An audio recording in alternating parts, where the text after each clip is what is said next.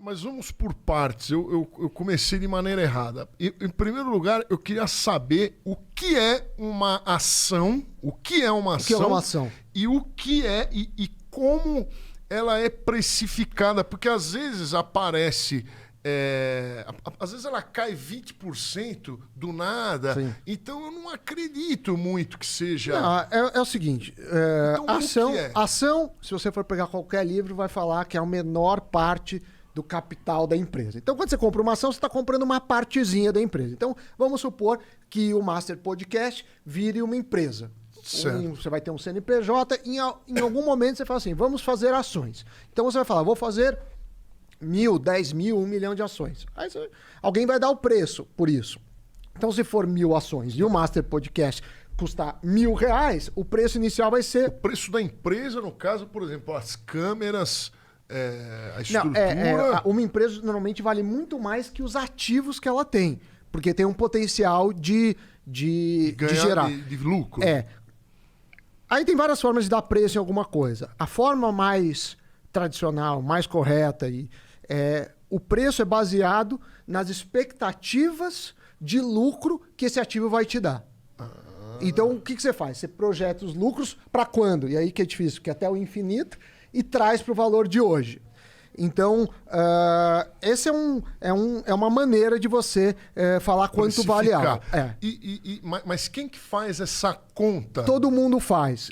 Todo mundo quem? Eu não sei. Quem vai investir faz, porque você tem dois momentos. A empresa... Primeiro que as pessoas confundem mercado financeiro com mercado de ações. Mercado financeiro é muito maior. Mercado de ações é uma parte pequena, tanto em volume como em número de pessoas. É fundamental, acho que pode crescer muito, mas você tem mais ou menos 3 milhões de brasileiros em bolsa. Esse número, há 2 anos, era menos de 1 milhão. Então subiu muito. Mas assim, é muito pouco, 3 milhões. Se pegar o tamanho do Brasil, 208 milhões de habitantes, não é nada. Se você comparar com os Estados Unidos, 1 em cada 2 pessoas investe em ações. Então tem um mercado expandido. Aí o que se dá? Você tem 2 momentos. A empresa vai fazer sua oferta inicial. Então, você vai fazer o Master Podcast, uma hora você fala, eu quero abrir para o mercado, eu quero ter ações do marketing. Tá, mas deixa eu te perguntar. Então, o Master Podcast, ele precisa de dinheiro para comprar novas câmeras melhores. Então, eu preciso levantar um dinheiro. Não, é por isso que a empresa vai entrar? Vamos voltar. Basicamente, você tem 2 fontes de financiamento na vida. Você quer fazer um projeto, você quer comprar uma casa, você quer criar um produto, você tem 2 fontes de financiamento. Primeira fonte de financiamento, recursos próprios. Recursos próprios. Certo. Segunda fonte de financiamento, capital de terceiros, no sentido de você pegar emprestado. Então você vai lá no banco e fala, eu quero um empréstimo. Só que qual que é o problema? No Brasil, se você principalmente não tiver muito dinheiro, você não tem acesso ao crédito. Ou não existe, ou ele é muito caro. Isso restringe. Para as empresas, claro, empresas grandes têm maior. Mas quando você abre o capital, você está deixando que as pessoas sejam sócias suas.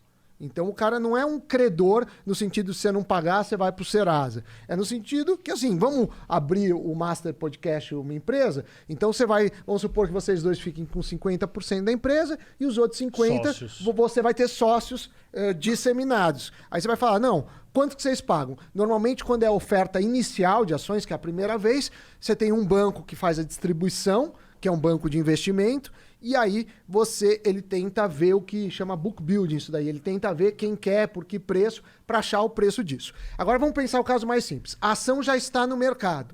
Já está no mercado. Basicamente, o que as pessoas fazem? O mercado nada mais é do que as pessoas... Você tem um potencial lugar para os vendedores ofertarem as suas compras e os vendedores as suas vendas. Você fala assim, ó, eu pago por esse ativo R$10. Aí o outro fala, não, eu pago 8, eu pago 9. Quem dá mais vai ser o primeiro comprador na lista de ofertas. E por outro lado, você tem os vendedores.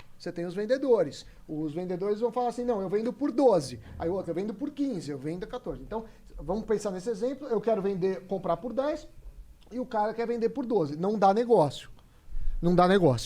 Só que você tem um outro problema.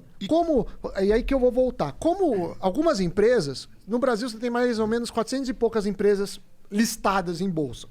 Ou seja, só que dessas 400 empresas, umas 70 fazem parte do índice Bovespa, que são as mais líquidas. Então tem empresa no Ibovespa... O que é mais líquida? Mais líquida é que você tem mais negócios, mais gente querendo comprar e vender. Porque aí que tá... Pensa num piano. Você tem um piano lá, o cara... ações de uma fábrica pensa no de meu piano. Você conhece o piano da minha casa? Conheço. Vale uma fortuna se você for lá na internet. Mas não é verdade Ninguém isso. quer comprar, porque não tem um potencial de compradores e vendedores. E quanto menor o potencial de pessoas olhando aquele ativo, mais chance é de você pagar um preço que não seja o preço justo. Ou seja, alguém pagar muito menos porque o cara tá desesperado, ou alguém pagar muito mais porque você quer e só tem pouca gente com aquilo. Então as ações, elas têm o que seria o preço justo. Seria o preço justo. Existe um preço... quando você tem muita gente olhando o mesmo ativo, a tendência é que não deixe nenhum louco falar, eu quero R$100 nessa área, porque ninguém vai ter comprador. E também ninguém vai vender a 1 centavo, porque aí o próprio mercado é muita gente olhando. Só que aí você tem as ações ilíquidas, que tem várias. Tem ações que não sai sequer um negócio por dia. E essas ações que tem menos gente olhando, a chance de estar fora de preço, para cima ou para baixo, é maior. Então, muita gente na bolsa, muito volume financeiro, faz com que o preço caminhe para o que é. E aí, como que funcionam as variações de preço? Então, vamos voltar ao caso do Master Podcast. Se eu sou acionista, o que eu vou falar? Eu vou falar quais são as receitas que o Master Podcast tem. Aí eu posso fazer vários cenários. Vamos fazer um cenário pessimista, um cenário realista, um cenário otimista. Aí você tem receitas. Você tem, sei lá, patrocínio, você tem views, você pode fazer a camiseta do Master Podcast, enfim. Aí eu vou projetar as receitas. Aí eu trago a valor de hoje, né? Porque, obviamente, ganhar 1 milhão daqui 10 anos não vale 1 milhão hoje. Não. E aí eu faço o preço justo. E aí alguém pode me perguntar, por que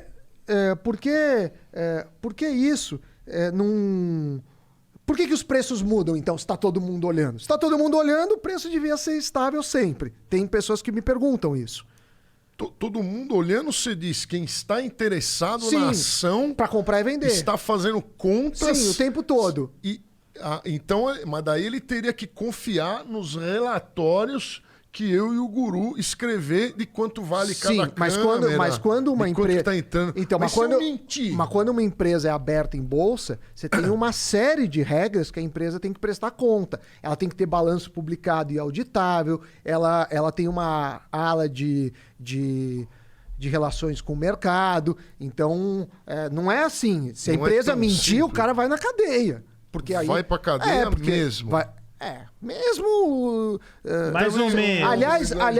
Aliás, tem uma série boa na Netflix, chama Bad Boys e Bilionários, Índia, que são caras que deram golpes aí, tem golpe envolvendo bolsa de valores, mas é crime, de qualquer forma. Tá. Já é crime. Agora, por que mudam os preços? Porque assim, eu fiz a conta hoje. Só que aí, amanhã...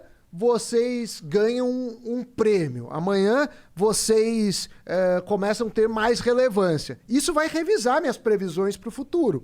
E essas previsões, a hora que eu trazer para o valor de hoje, atua. Mas olha o que...